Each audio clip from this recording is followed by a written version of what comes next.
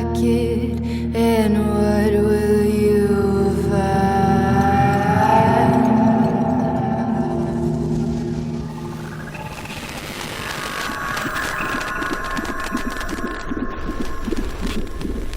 Toth. God of the moon. Among other things. Thomas. Toth, please. Or the great one. I do quite like that. How can that be? Am I not alive and in front of you? My eyes are not the only measure of proof. Now you believe that. You weren't really shot. Oh, I was shot. And I died, rather painfully. Did I not? You did. And do you still demand proof, Agent Barnes? I do. Extraordinary claims require extraordinary evidence. Divinity is a pretty extraordinary claim. It certainly is. Of course, I never claimed it. You just... If it's evidence you want, Trevor, you'll have it. But this grain silo, it lacks the dramatic flair that I'm partial to. Follow me, please. Now, as for my divinity, I was in one aspect regarded by the ancient people of Egypt as a god, Toth, the god of the moon, wisdom, judge of the dead in the Hall of Truth. But you're not. I am not. Thank you. And also I am. When I was first assigned to this project 200,000 years ago or so, your ancestors had hardly noticed the moon, let alone constructed mythology around it. Early hominids. The beginning of the path. Over time, we were regarded or disregarded as any number of things. We appear as our observers see us. Natural phenomena, angels, spirits, aliens. In Samaria, I was Ningazida, son of Enki. The Persians associated me with Zarathustra, and the Egyptians called me Toth, among other things. I rather liked that take on me. The ibis head is quite striking. Were they all you? All the gods? Oh, goodness, no. This is far from a one-god job. Oh, you've met another recently. Several times, in fact. Seshat, mistress of the House of Books, though you may know her as... Alice. Dorothy. She's developed a penchant for your popular culture. It helps her relate. Does it? Regardless, Seshat and I have the project to attend to, and that does not change even if our names and faces among the agents do. The project. Earth. Earth is a petri dish. The project is the sample within. Life. Close. Death. The undiscovered country from whose bourne no traveler returns. For in that sleep of death what dreams may come. The dreams of the dead. Poetics are how your kind makes understandable the infinite. So, in a manner of speaking, yes. Each life writes its own record. All it's learned, experienced. Love, hate, joy, loss. All of its questions and answers. All of it is recorded on a scroll of sorts. Brilliant invention, that, by the way. Seshat's idea. Fabulously intricate, though ultimately ephemeral. You see what I'm getting at here? The soul. The scroll comes back. We make a record of the writing. Then we scrub it and introduce it to a new agent at the time of birth. Used souls. I prefer refurbished. They work like new. They've just got a little extra character. Glitchy scrolls are few and far between. Glitchy? Most scrolls are clean enough that it doesn't matter, but old writings can on occasion resurface in the scroll's new agent. Past life memory. Sometimes, yes. Sometimes much more. Years can pass, generations, before the old data bleeds through. Every few centuries, the writings pile up just right, and you get an Eratosthenes of Cyrene, an Aristotle, Da Vinci, a Buddha. And sometimes you end up with an aberration. Sometimes, yes. Then you have a Vlad Tepes. A Hitler. A Gacy. A Father Nesset. That's right. And you send the operator. Then, yes, I take on that aspect. You? I'm afraid so. You're right, Eve. We are quite dangerous, to the great and the aberrant alike. Of course, I'm much gentler with the innocent. I don't arrive shrouded in light for the aberrant. If you can kill the monsters, why don't you? Ah, Epicurus's trilemma. That is a dangerous question, my friend. If I am unable to stop evil, I must not be all-powerful. If I can stop evil, and I don't, I cannot be all good. If I am both willing and able, then why does evil exist? Why didn't you save Evan? We'll take the lift from here. The walkway is a marvel of engineering, but it spirals all the way, tends to make me dizzy toward the top. Why? I suppose because the circles get tighter. Climb aboard the lift, please.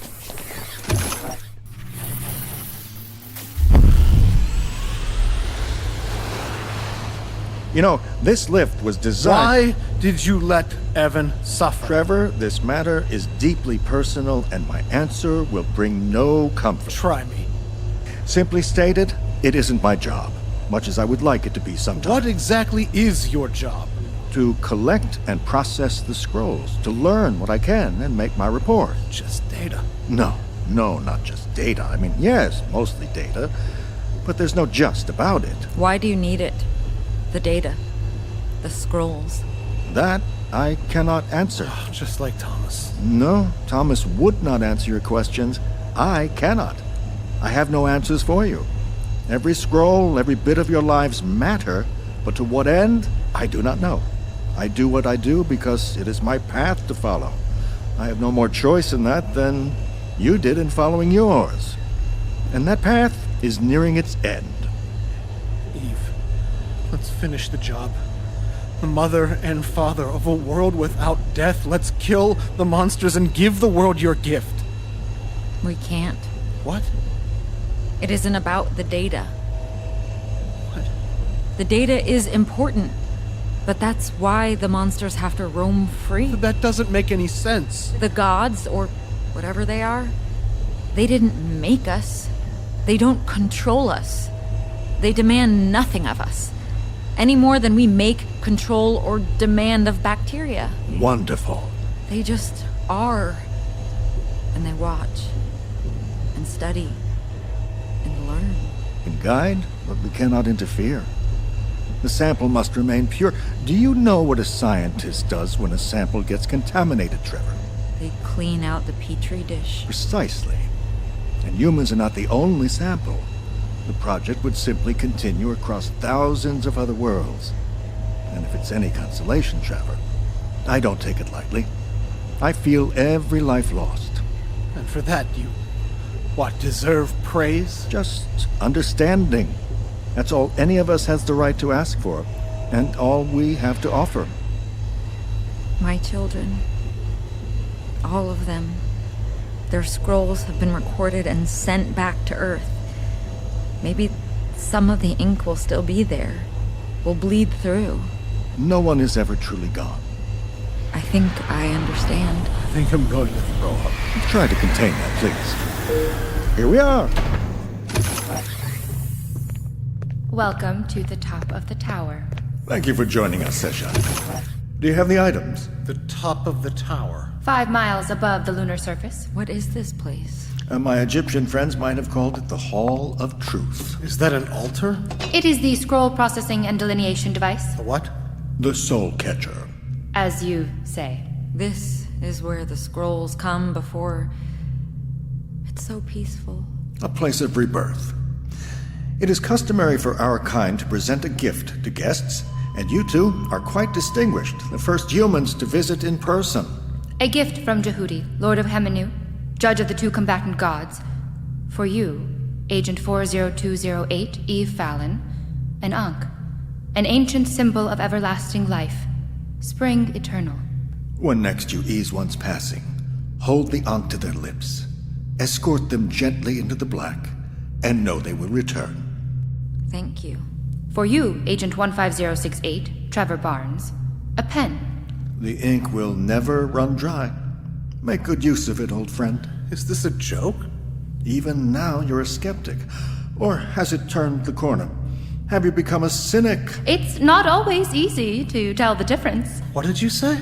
The true skeptic must go in search of the very things of which they are skeptical. Only then can they eliminate... Or verify a claim.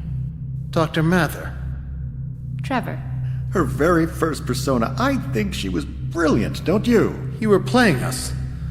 The whole time. Have we always been pawns? Funny you should choose that word. Let me ask you this. In chess, which is the strongest piece? The queen? Easily. Who is the weakest? The pawn.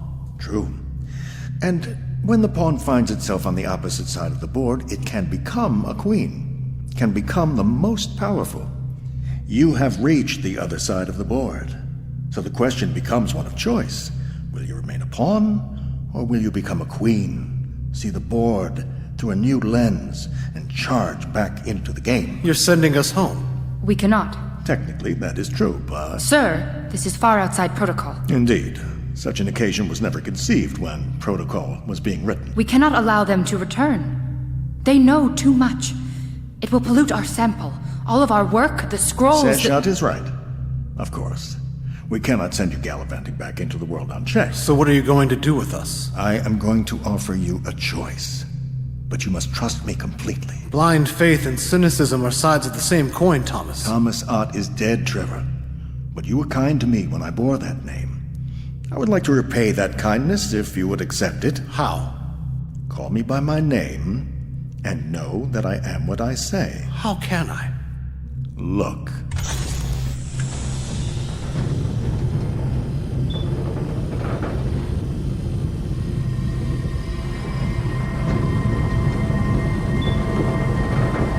My God. Is that... Your world. Earth.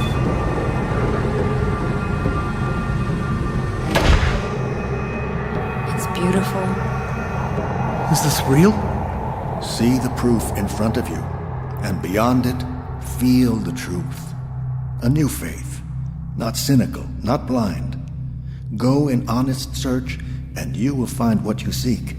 It may not be as you hoped, or even as you imagined, but the monsters were real, and the gods did follow. Your hunt has been a success. Has it? Most assuredly. Now will you say my name and accept my kindness? Thoth, Lord of Heminu, what shall I do with your gift?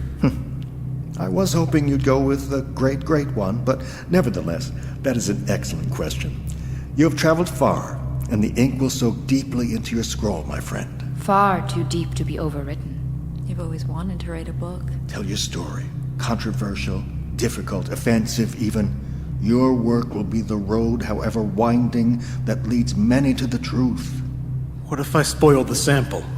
If the truth is so ridiculous as to be unacceptable to any but the mad, Hiding in plain sight. show them the beacons as Thomas showed you. It may not be an easy life, but it is one you can have peace with. Yes, Thoth. And for you, Seshat, I am no guest here. nevertheless, I thought it decent to offer you a token of my gratitude. A book. The book. All of the data, all of the scrolls. It's yours now. I do not understand. Eve Fallon, will you accept my gift of the Ankh and all it entails? Sir, I will.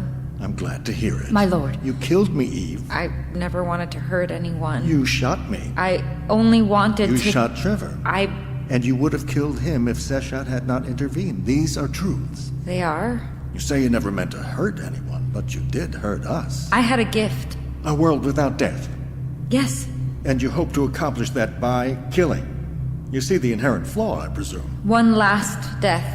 It seemed a fair price to never lose another. Killing writes deeply upon a scroll, haunts the bearer for the rest of their days and often longer. I imagine it does. But you would have done it, even knowing the cost. I would have done whatever was necessary. I thought as much. You are well acquainted with death, Eve Fallon.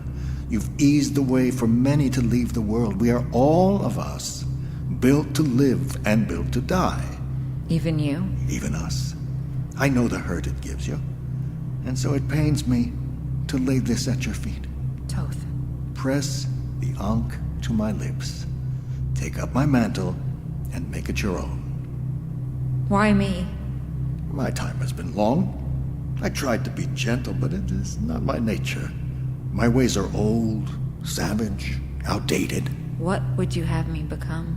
Become what you are. Death. Wisdom and mercy at the end of the path. You will feel each of them, some more than others, but you will know and feel them all. I understand. And what am I to do? You are Seshat, mistress of the House of Books. Keep what you've done here and grow from it. You will do what you do best, just as Eve will, just as Trevor will, and just as I have. The three of you will carry on the project. Yes, sir. Yes, Lord of Heminu. Yes, Thoth. Where will you go? Where do gods go when they die? Valhalla always seemed like fun. You find humor in the strangest things. You've noted that. What is beyond the beyond? I haven't a clue. But this I do know. there is a plan. 3 times great. Ah, finally. The chessboard. You said the queen is the most powerful. So she is. But the queen must be moved by a player. Unpack that for me. Who plays the game? Who makes the plan? Fascinating. Perhaps I'll find out. If I do, I'll call your show. Now then, Eve, will you do the honors? Escort me into the black. Yes, Lord of Hemenu. Thank you, Lady of Hemenu.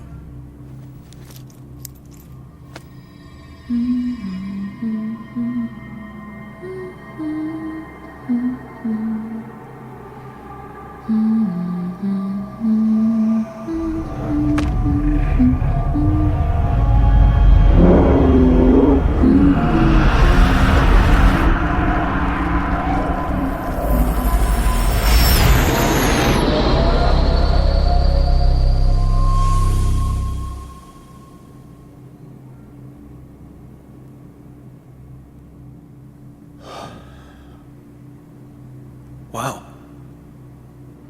Yeah, Did you feel his passing?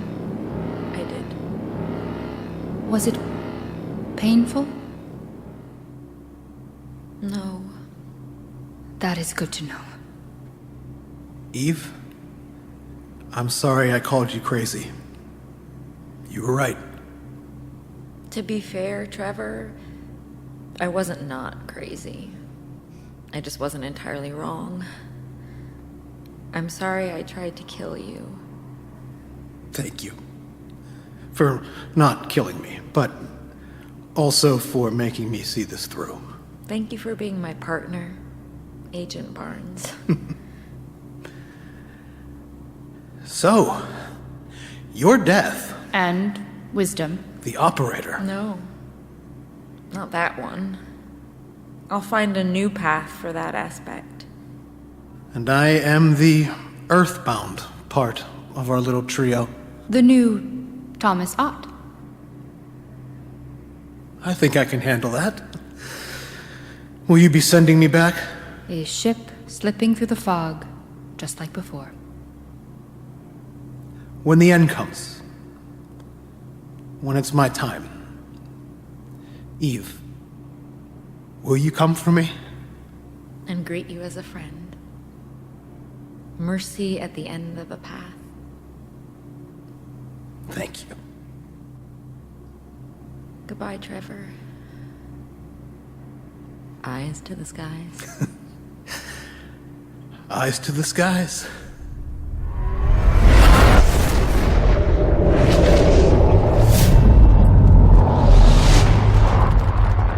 We're back with Trevor Barnes, host of Eyes to the Sky and author of a brand new book. Trevor, tell us about your book. This is all about your experiences with high strangeness. Thanks for the plug, George. It's inspired and informed by my own experiences, sure, but I include other stories as well. The book is ultimately an exploration of aliens, monsters, and the like as a unique belief system unto itself. Now, that's fascinating. How does that work? The way I see it, it's about the balance between faith and skepticism. Searching for these things, it requires both an adherence to visible evidence and an acceptance that our eyes are not the only measure of proof. Well, that certainly sounds like a belief system to me. Well, it's a tightrope, but if you can walk it, if you're willing to go in honest search of seemingly ridiculous ideas, there's truth to be found. Well, I look forward to reading it. Your copy is in the mail as we speak. I'll be interested to hear your thoughts. Fantastic, Trevor. Where can our listeners find your book? Right. The book is called Cryptids, and it's available now online. And check out your local occult bookstores. They're stocking it pretty well. I've got a book tour coming, too, so come on out. Say hi. I'm sure lots of folks will. Best of luck. Anything else you'd like to share, Trevor? Just this. A lot of us are hurting, frightened. But there is a plan. Take comfort in that. Don't despair. There is a plan.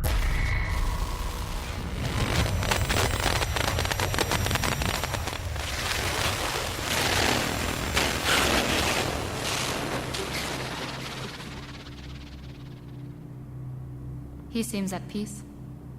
He does. Toad chose well. With both of you. So... here we are. Lady of him and you. Mistress of the House of Books. How do you feel? I am... scared. It would be foolish of you not to be. I have a lot to learn. You do. But you will learn how to learn it. Unpack that for me. Lesson 1. That tiresome idiom must pass into the beyond with Toth. I can accept that. What's lesson 2? The entirety of life on this planet and how to be its goddess of wisdom and death. Shall we begin?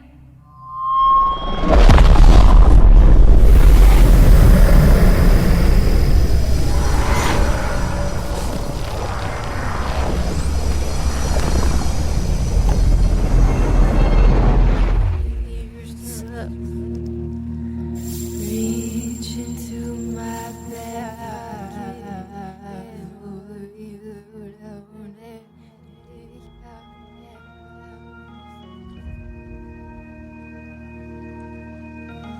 You've been listening to Cryptids on your chosen podcast platform. Cryptids is created by Alexander V. Thompson. Starring Marianna McClellan, Alexander V. Thompson, William McNulty, Jenna Krasowski, and George Norrie. Written by Alexander V. Thompson. Directed by Devin Shepard. Produced by Nora Unkel, Devin Shepard, and Gabriel Rosenstein. Sound design by Gina Zdanowicz. Our theme song was Joanna by Mary Esther Carter. Cryptids was a production of Wild Obscura Films. One final note. Cryptids has been a true labor of love. This story has been trying to tell itself to me for a long time. I've been chasing this monster for the better part of a decade, in fact. If you've made it this far, then I thank you from the bottom of my heart for taking the journey with me. Here's the thing, though. It isn't over. There are many more puzzles to be solved and many paths yet to follow, so go on a search of your own monsters if you dare. And by all means, stay tuned right here. I look forward to sharing the journey with you again soon. And as always, we here at Cryptids Podcast bid you, eyes to the skies.